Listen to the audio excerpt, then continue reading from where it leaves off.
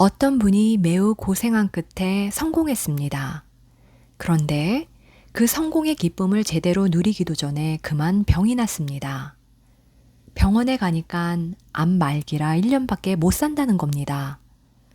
주위 친구분들이 고생 많이 한 후 성공했는데 시한부 인생이라니 정말 안 됐다고 병문안을 가서 환자를 위로했습니다. 그런데 그중 한 분이 병문안 후 돌아가는 길에 교통사고로 그 자리에서 돌아가셨습니다. 그러니까 돌아가신 분의 입장에서 보면 자신은 하루밖에 못 사는데 친구가 1년밖에 못 산다고 안타까워하면서 위문한 셈입니다. 이처럼 우리는 한치 앞을 모릅니다. 다른 사람의 죽음을 걱정하다 바로 자신의 죽음에 맞닥뜨릴 수도 있습니다. 사람은 죽는다는 건 누구나 다 알지요.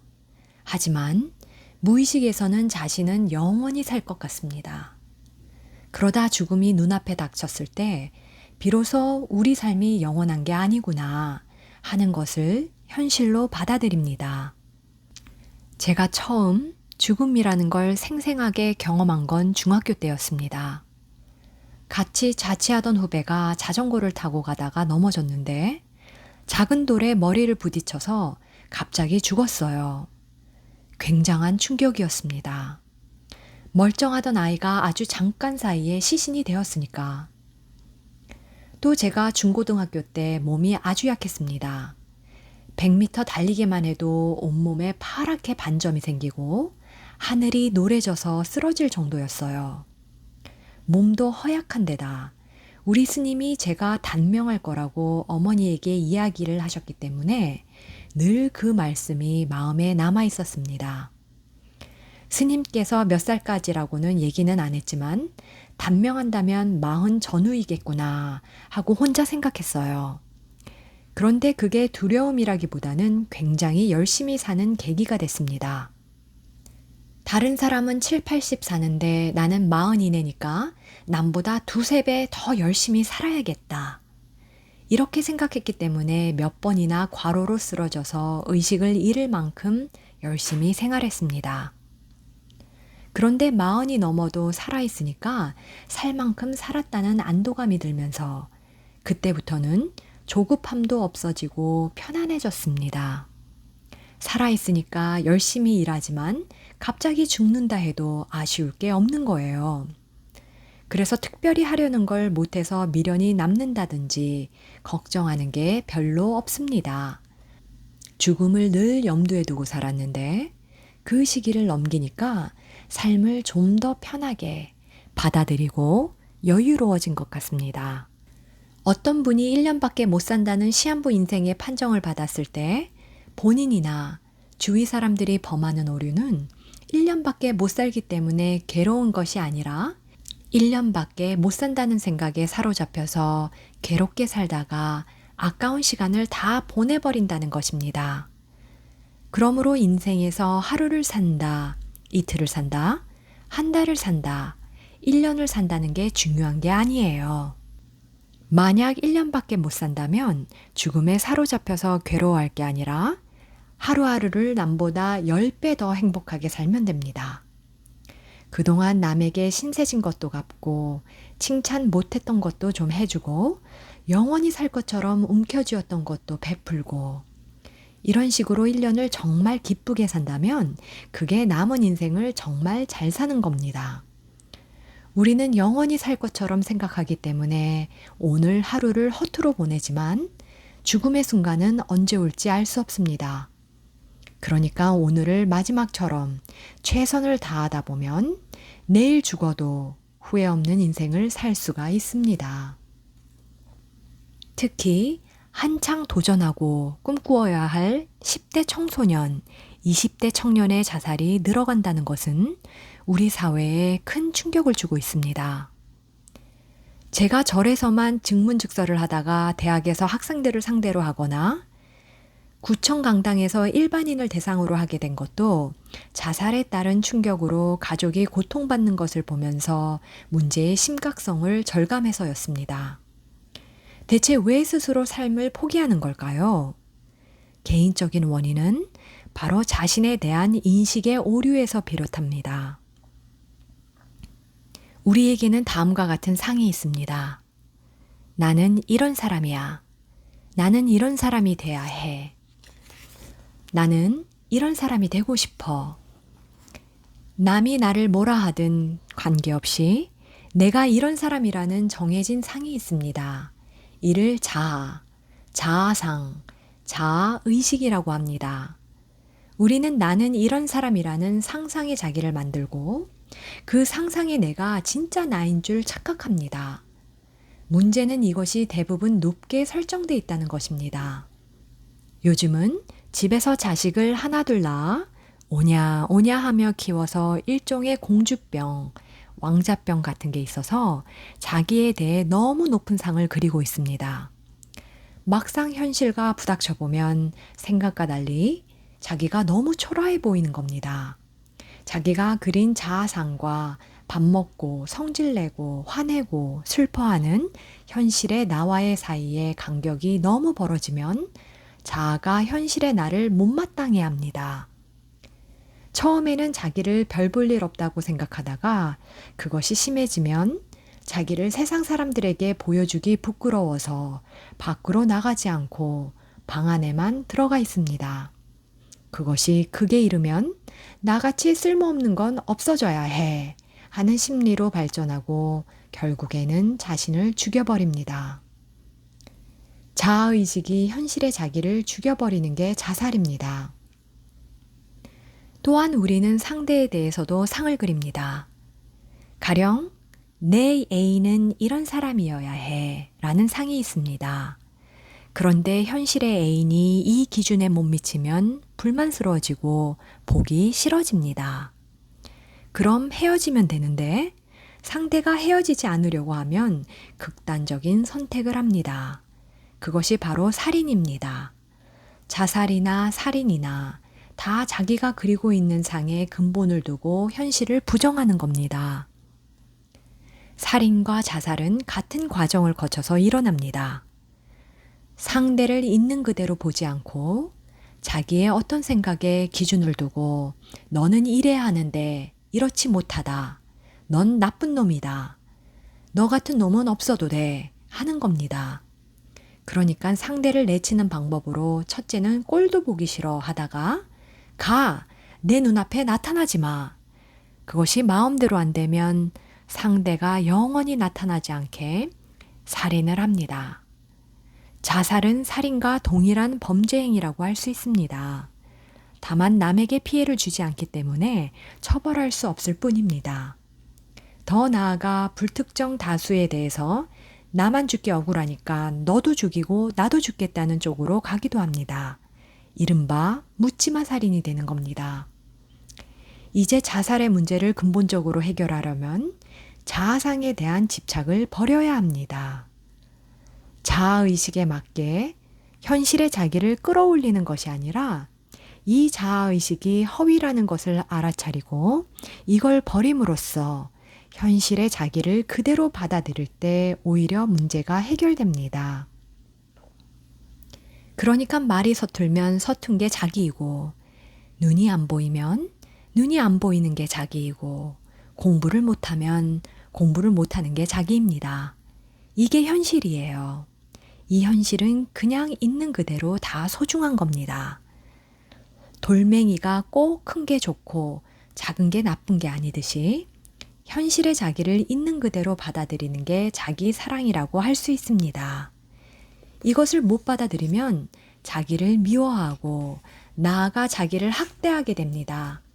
이 문제를 해결하기 위해서는 먼저 자신을 있는 그대로 받아들이는 데서 출발해야 합니다. 말을 좀 잘하고 싶으면 말하는 연습을 하면 되고 걸음걸이가 불편하면 걷기 연습을 해서 보완해 나가면 됩니다. 현재의 나로부터 출발하면 조금만 향상이 되어도 성과가 나니까 자긍심이 생깁니다. 그런데 상상의 나를 기준으로 삼으면 현실의 자기가 어느 정도 올라와도 늘 그 기준에 못 미치기 때문에 항상 불만스러울 수밖에 없습니다. 그래서 좌절하고 절망하는 겁니다. 지금 중고등학생이나 대학생들의 심리적인 억압 상태는 어른들이 상상하는 것 이상으로 큽니다. 주위로부터 너무 많은 것을 요구받고 그 요구에 자기를 맞추려다 보니까 또는 자기를 너무 높이 상정하고 거기에 맞추려다 보니까 이게 안 될 때 좌절하고 절망해서 자신을 포기해버리기 쉬운 상태인 거예요. 그런 면에서 부모나 선생님이 아이들에게 너무 노력해라, 노력해라 하는 게 꼭 옳은 건 아닙니다. 아, 괜찮아. 지금도 괜찮아. 그 정도면 좋아. 이렇듯 가볍게 얘기하면서 어른들이 청소년, 청년들의 무거운 짐을 덜어주고 좀 가벼운 마음으로 살아갈 수 있도록 도와줘야 합니다. 20대 때는 30 되고 40 되면 더 너그러워지고 대인관계도 유연해지리라고 생각합니다. 이해심이 커져서 남도 더 배려할 걸로 생각하지요. 하지만 나이 들어가니 너그러워졌나요? 물론 나이 들면 너그러워진다는 옛말이 있긴 합니다. 농경사회에서 열심히 일하다 나이 들면 자식에게 물려주고 조금 한가해지니까 너그러워진다고 했습니다. 하지만 지금처럼 50, 60이 돼도 악착같이 돈을 벌어서 먹고 사는 각박함 속에서는 나이 들었다고 너그러워진다고 보기는 어렵습니다. 30대든 50대든 마음을 열고 상대를 이해하고 받아들이면 너그럽다는 소리를 듣습니다. 그러니까 나이와 상관없이 상대를 넓은 마음으로 이해하고 수용하는 사람은 인간관계를 편안하게 만들어 갑니다. 상대를 미워하는 대신 그냥 놓아주면 상대와도 원수질 일 없고 내 인생도 편안해집니다. 부부가 20년, 30년 살다가 이혼하게 되더라도 욕하며 헤어질 게 아니라 서로 절하며 헤어질 수도 있습니다. 그래도 당신 만나 행복했습니다. 어쨌든 당신 덕에 애도 낳고 키울 수 있었어요. 아이 키울 때는 애 때문에 살았지만 지금 애도 다 컸으니까 우리 서로 자유롭게 살아봅시다. 그동안 고마웠어요. 자식 결혼 때나 집안 행사 때는 옛날 친구처럼 반갑게 만나서 어떻게 지내느냐고 물어보고 새 여자친구나 남자친구에 대해서 이야기도 나눈다면 우리 인생이 얼마나 아름다워지겠어요. 그럴 때 결혼했다고 행복한 게 아니듯이 이혼했다고 불행한 것이 아닌 게 됩니다. 그러니까 이혼하느냐 안 하느냐가 중요한 게 아니라 어떤 마음으로 헤어지고 사느냐가 중요한 겁니다. 결국 관계의 문제를 풀 열쇠는 내가 쥐고 있습니다. 그래서 상담하러 온 분에게 아무래도 호되게 이야기하는데 그것은 상대의 잘잘못을 따지기 전에 먼저 나를 보라는 의미입니다. 그러면 자기 편을 안 들어주고 상대의 편을 든다고 서운해합니다. 가령 부인 보고 남편에게 숙이라고 하면 남편에게 문제가 있는데 왜 저더러 숙이라고 하세요? 합니다. 또 남편 보고 부인에게 숙이라고 하면 아내에게 문제가 있는데 왜 제가 숙여야 하나요? 합니다. 내가 옳다는 생각, 상대는 그르다는 생각에 사로잡히면 서로 옳다고 싸울 일밖에 없습니다. 그러나 먼저 자기를 살피고 마음을 바꾸면 서로 편안해지는 길을 찾을 수 있습니다. 예를 들어 남자는 결혼하면 부모의 자녀, 즉 한 어머니의 아들이라는 위치에서 떨어져 나와 새로운 가정을 꾸립니다. 쉽게 말해서 엄마의 가게에 소속돼 있던 멤버십에서 탈퇴해서 새 가정의 멤버십에 가입해야 합니다. 즉, 한 여인의 남편이라는 입장을 확실하게 하고 한 어머니의 아들이라는 입장은 정리를 해야 합니다. 그런데 고부 갈등이 있을 때 남자가 중간에서 해결한답시고 아내에게 당신이 이해하라 하면 아내는 남편이 어머니 편을 드는 것 같아서 싫어합니다. 또 남자가 어머니에게 가서 아내 편을 들면 어머니는 아들을 뺏긴 것 같아서 서운해합니다. 그러니 한 여인의 남편 입장을 분명히 하고 난 후 과거에 한 여인의 아들이었음을 잊지 않고 늘 고맙게 생각해야 합니다. 그러면 아내 입장에서는 어떻게 해야 할까요? 어쨌든 남편을 사랑해서 괜찮다고 생각해서 결혼했으니 그 사람을 누가 만들었는지 생각해야 합니다. 시어머니가 낳아서 그때까지 키웠는데 어느 날 며느리가 들어와 자신이 애지중지 키운 아들을 빼앗았으니 그 시어머니의 심리 상태가 어떨지 이해할 필요가 있습니다. 그래서 항상 두 가지 마음을 가져야 합니다. 하나는 잘 낳아 잘 키워주셔서 감사합니다 하는 고마운 마음을 내고, 다른 하나는 당신 아들을 내가 빼앗아서 죄송합니다 하는 마음을 가져야 합니다. 어머니가 질투랄까? 약간 트집을 잡아도 감사한 마음과 죄송한 마음을 내면 갈등이 커지지 않습니다. 시어머니는 어떻게 해야 할까요? 결혼해서 가정을 꾸린 자식은 이제 마음에서 떠나보내야 합니다. 계속 내 자식인데, 내가 어떻게 키웠는데 하는 생각을 갖고 있으면 자식에게 서운하고 며느리도 미워집니다. 자식을 결혼시키고 나면 그들은 그들대로 살아가도록 놓아주어야 합니다.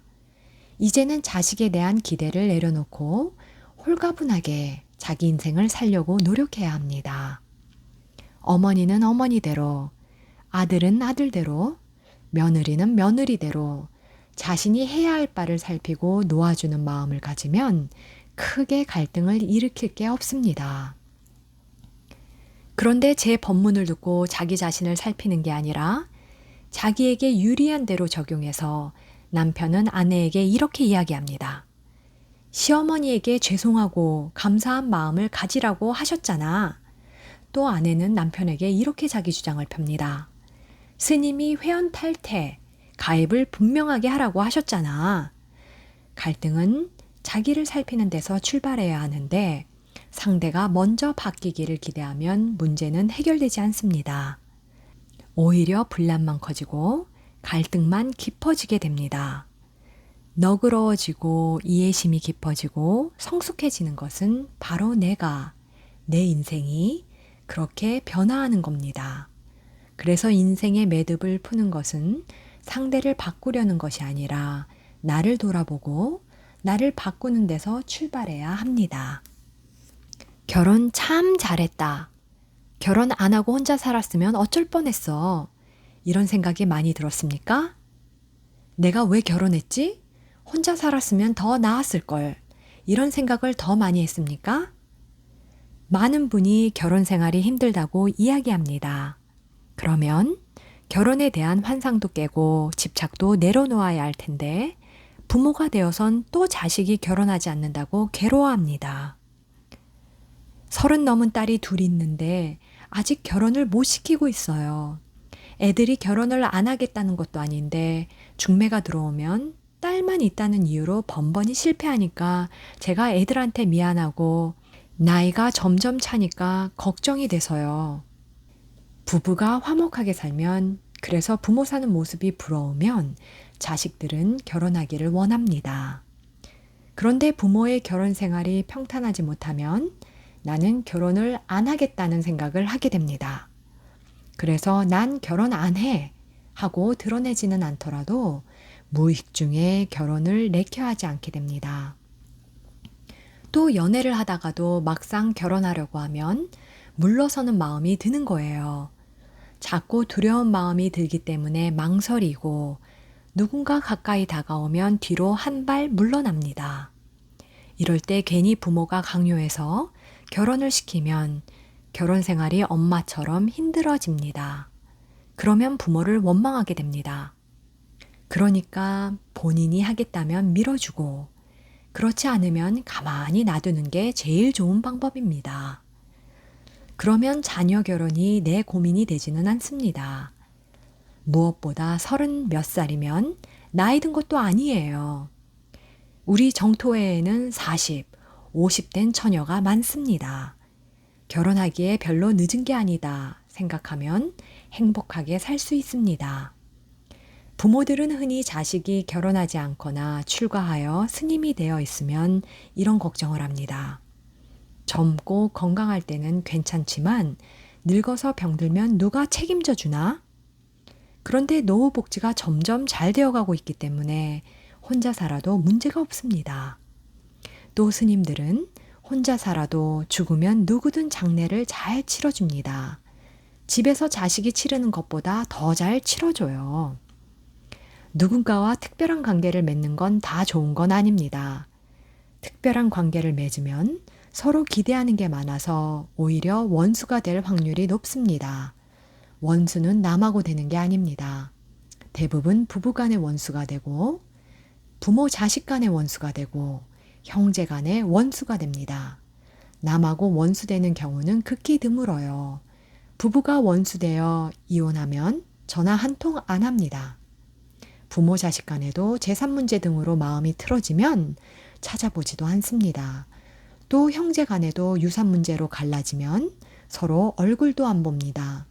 가깝기 때문에 그만큼 기대하고 바라는 게 있는데 그걸 못 채우니까 원수가 되는 거예요. 그래서 억지로 결혼하고 특별한 관계를 맺을 필요가 뭐가 있느냐는 겁니다. 무조건 결혼만 한다고 인생 문제가 해결되는 것도 아닌데 부모들은 결혼을 시켜서 나로서는 의무를 다했다고 스스로를 위로하는 겁니다. 그러나 중요한 것은 자식의 행복이잖아요. 혼자 살든 둘이 살든 애를 낳든 안 낳든 행복하게 사는 게 중요한 겁니다. 또 선을 봤더니 우리 집에 딸이 둘이라고 싫다고 한다는 건 상대가 둘러댄 핑계입니다. 왜 그런 핑계를 댈까요? 선을 볼 때 우리보다 좋은 조건의 사람을 보기 때문입니다. 내 딸에 비해 상대 남자의 조건이 더 좋으니까 그 남자 입장에서 보면 여자가 눈에 덜 차는 겁니다. 그래서 그 남자가 핑계를 댄 게 사람은 괜찮은데 딸이 둘이라 안 좋다는 거예요. 남편이 동네 유지를 하느라 밖으로 돌아서 마음고생을 했다면서도 딸의 결혼에 여전히 조건이 괜찮은 남자를 찾습니다.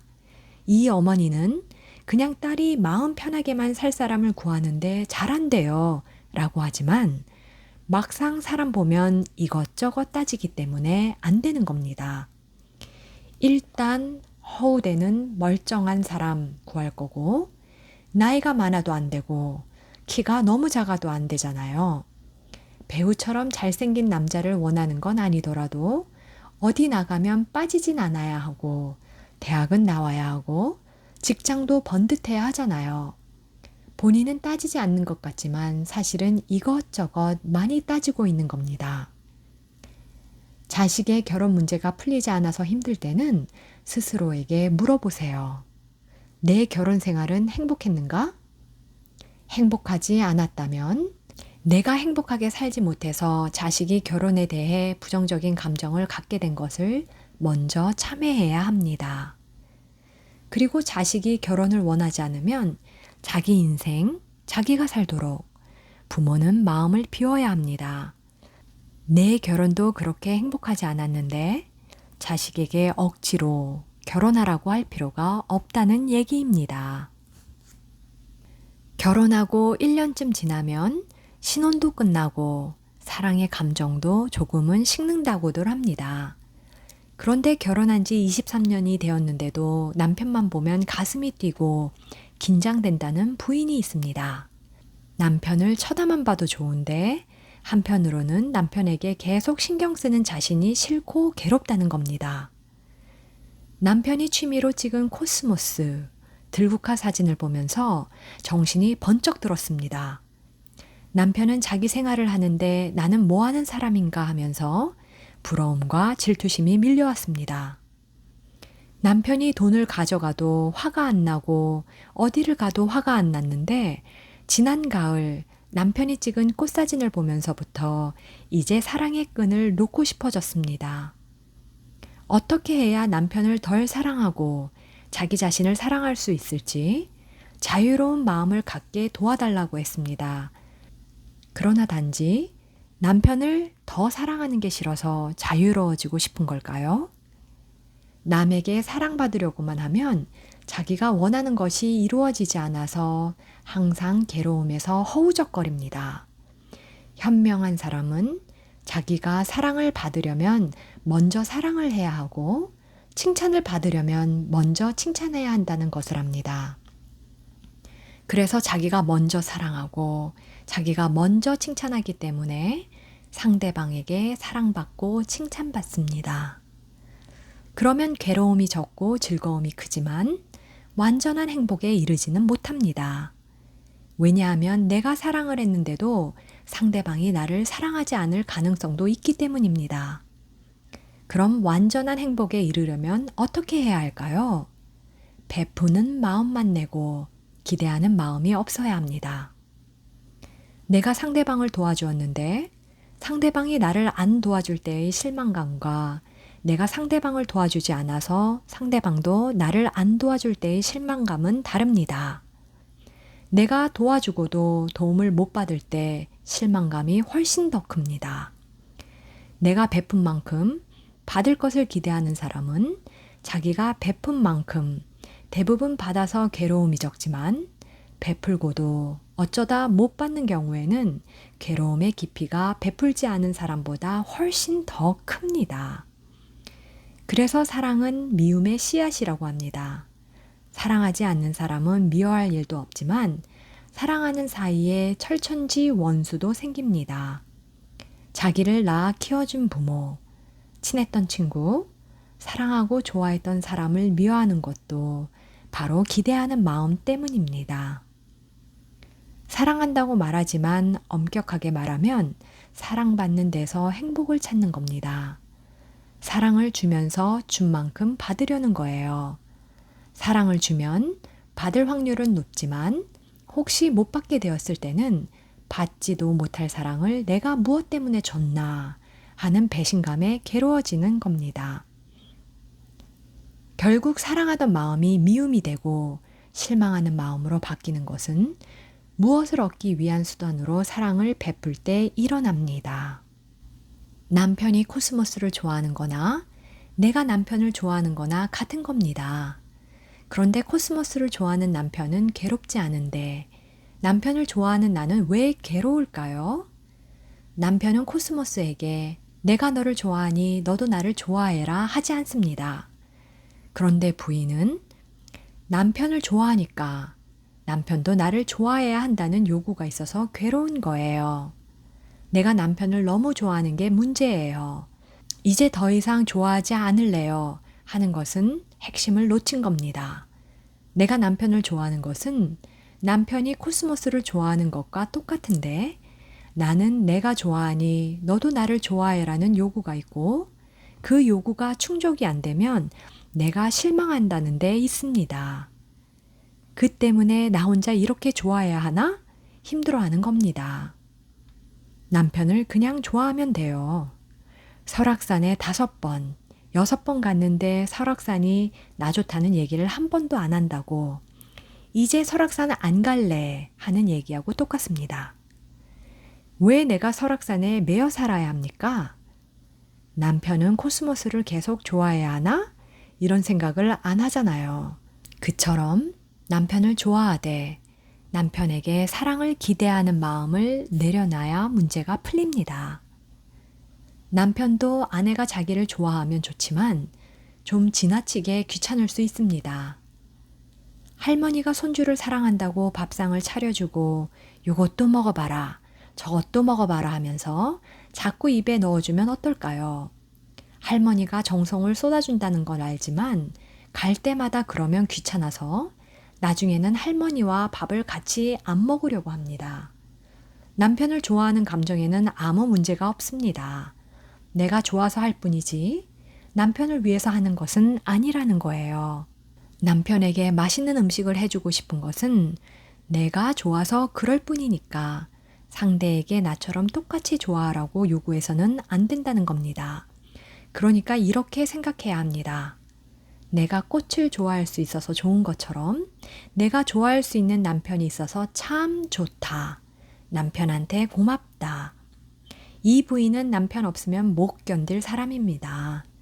남편 때문이 아니고 좋아할 대상이 없어서예요.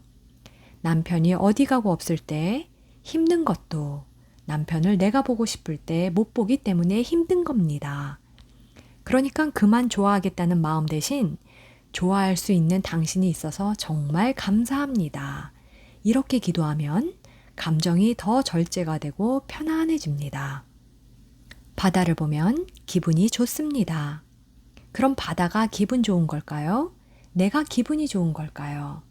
내가 기분 좋은 겁니다. 내가 기분이 좋은 것은 바다가 나를 좋아하기 때문이 아니라 내가 바다를 좋아하기 때문이에요. 산은 그냥 산이고 바다는 바다고 하늘은 하늘일 뿐입니다. 내가 이런 것들을 좋아하기 때문에 그냥 바라는 것 없이 좋아하고 행복해하는 겁니다. 바라는 것 없이 어떤 사람을 사랑하면 그가 나를 좋아하지 않아도 내가 그 사람을 좋아하기 때문에 그를 보는 것만으로도 행복해집니다. 기대 없이 좋아해 보세요. 바다를 사랑하듯이, 산을 좋아하듯이.